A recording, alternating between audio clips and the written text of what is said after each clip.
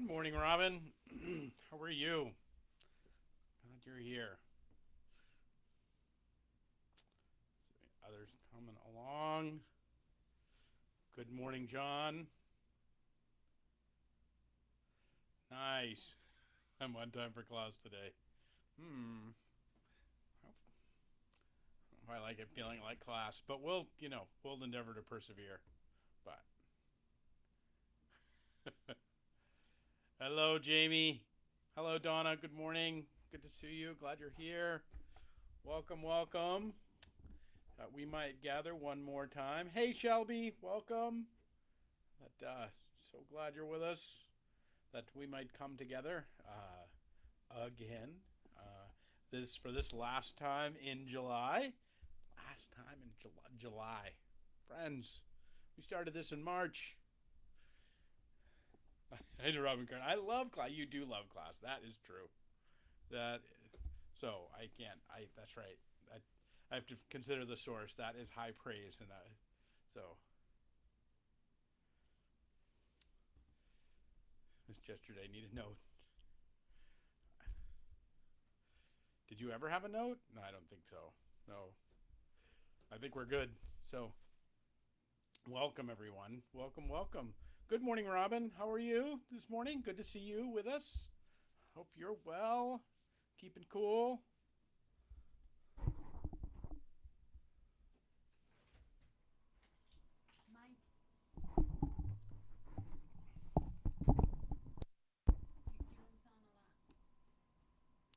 Is the sound not very good this morning, or am I a little low? Let's check and see what's going on.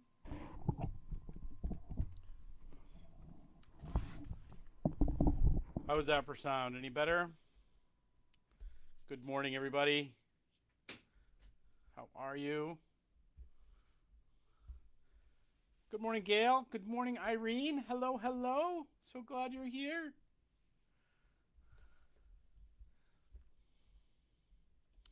Hello, everybody. So good to see everybody. I see you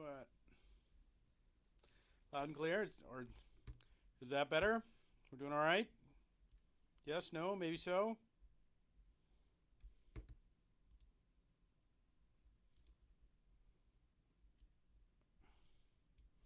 Much better. Very good. Thank you. All right.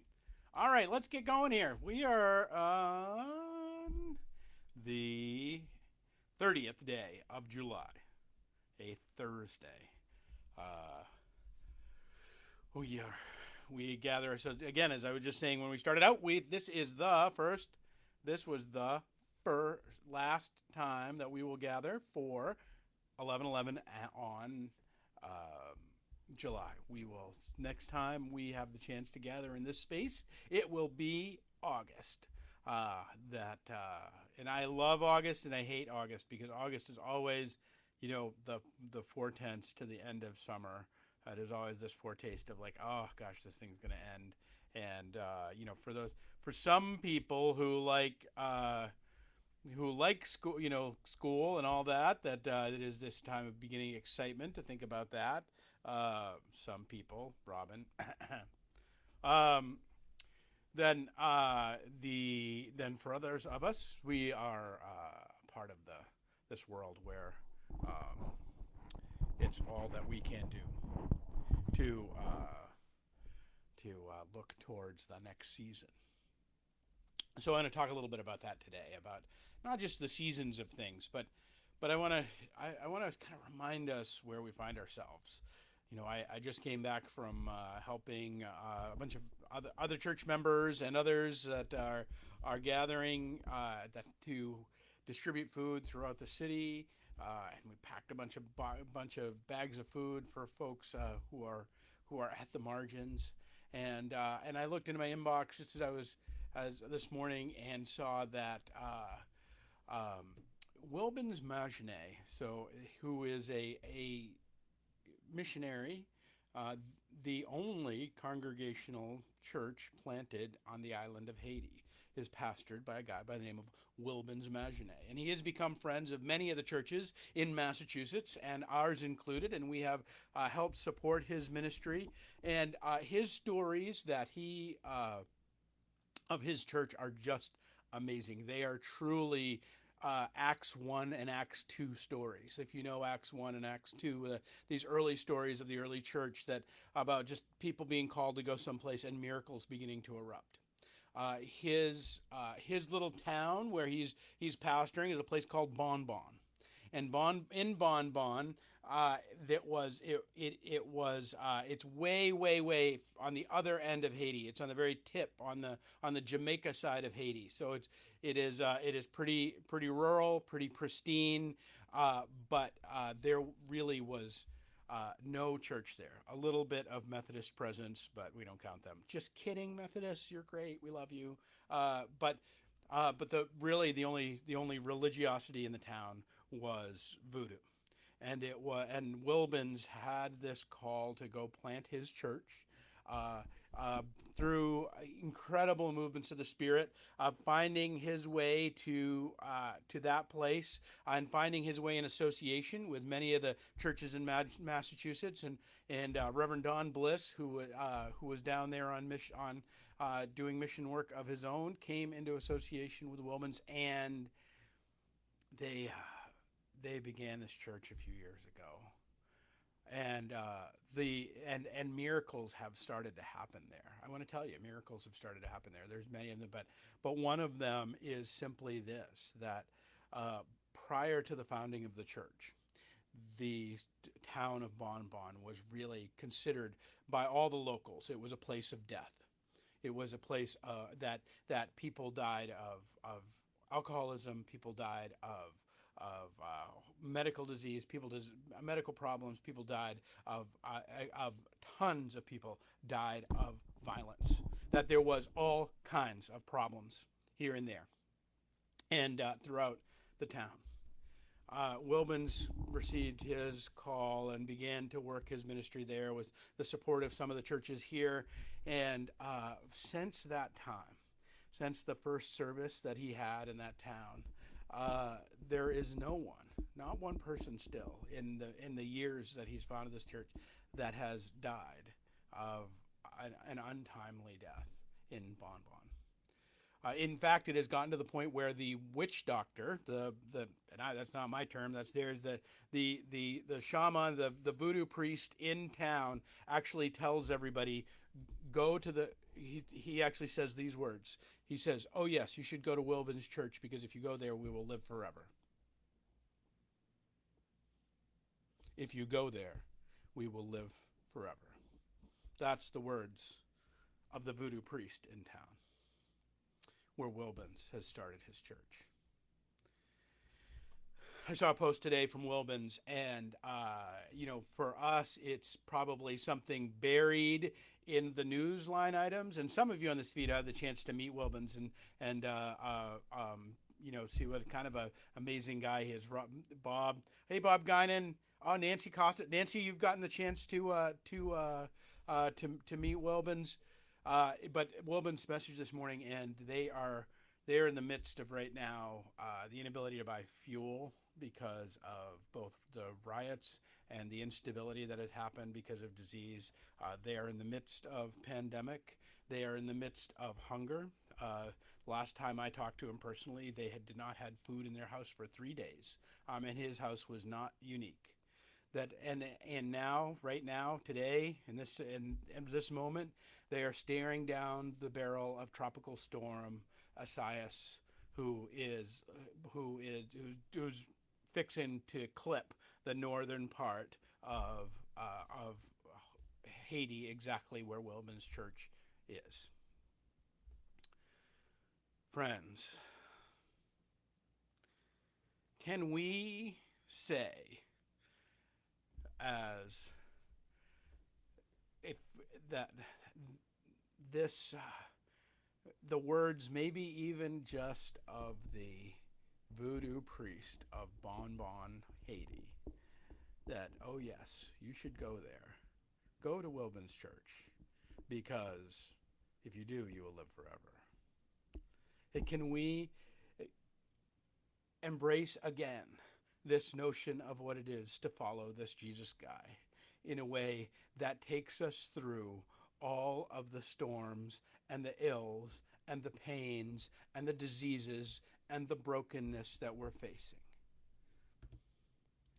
It makes me think of the story from the prophet Elijah. You know, Elijah is, in this dialogue with God, and I don't care who you are, we're all in a dialogue with God right now. Even the atheists are in dialogues with God right now. We are trying to figure out with the ultimate what's going on. We are in this conversation with God, and Elijah is in this conversation, and the scripture says this: "And the word of the Lord came to him. What are you doing here, Elijah?" And he replied, "I have been very zealous for the Lord God Almighty. Yet the Israelites have rejected your covenant. They have torn down your altars, put your prophets to death with the sword, and I am the only one left. Now they are trying to kill me too." And the Lord said, "Go stand on the mountain in the presence of the Lord, for the Lord is about to pass by." And then a great and powerful wind tore the mountains apart and shattered the rocks before the Lord. But the Lord was not in the wind. After the wind, there was an earthquake, but the Lord was not in the earthquake. After the earthquake came a fire, but the Lord was not in the fire. But after the fire came a gentle whisper. And when Elijah heard it, he pulled his cloak up over his face, and he went out, and he stood at the mouth of the cave. Friends, many of our hearts and many of our souls, many of our beings have withdrawn into a cave these days. We just don't want to watch any more of the woundedness of the world and the pain of the world and anything. And yet, in all of the storms that are raging out there and all of the fires that are burning, literally, that is not where God is. God is in the still, small voice that whispered to Wilbin's Maginot to say, "Go to the people of Bon Bon and start a church. Start the only congregational church on the entire island. Go there, and they need you, and I will bring them life." They have had weddings there now. Very hard to get married in Haiti, actually. Takes thousands of dollars in an incredibly poor country, and yet they've managed to pull off having numerous weddings. Weddings not just in a Catholic setting, but weddings that actually were talked about in a covenantal way. A whole concept which is even new and different about how couples might live together in covenantal love. You see, it's not in the fire, it's not in the earthquake, it's not in the wind, even though I bet Wilbins is worried. At least that was the sound of his message in these days, as he rightly should be, that the winds will blow and the water will rage and the earthquakes will come and the fires will burn. But we know that none of those things, no amount of wind or water or wave, no amount of movement, no amount of shaking, no amount of earthly movement can even rally the power that God implants in the heart of us, the enlightenment that God enlivens in our minds, and in the power of the hands of us to be the hands and feet of Christ in this world, and the peace that can break out, the life that can come, the joy that will come into being, if we will but endure the storm, endure the earthquake, go to the mountaintop, and listen for the still, small voice, that gentle whisper. I want to invite you in this weekend to hold Wilmans in your prayers and to hold his congregation in your prayers. We are a praying people, and I want to invite you to that. And those prayers have power in them. And that little congregation clinging to the side of a rock in the middle of the jungle, surrounded by things that are trying to stamp them out and abolish their light in this world. I want to invite you to pray for them. Pray for them in these days. Pray for Wilman's. Pray for his congregation. Pray for that church, and pray for the whole island of Haiti as it endures one more insult in this life.